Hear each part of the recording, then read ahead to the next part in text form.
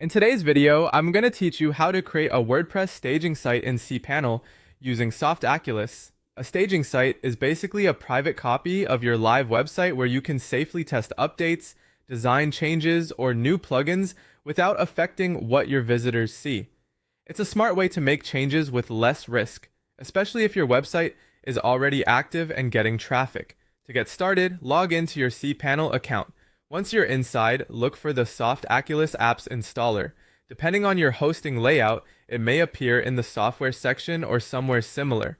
Open Softaculous, and this will take you to the area where you can manage applications installed through the platform, including WordPress.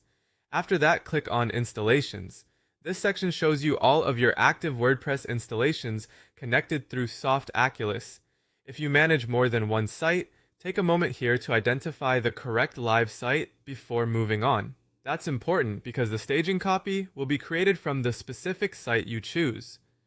Next, find the WordPress site you want to duplicate and click the Create Staging icon next to it. This option tells Softaculous to generate a separate testing version of your existing website.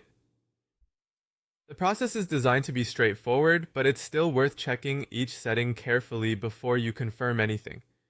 You'll then be asked to configure the staging location. This usually means choosing either a staging directory or a staging subdomain. In simple terms, you're deciding where the copied version of your website will live. Pick the option that best matches how you prefer to organize your hosting account.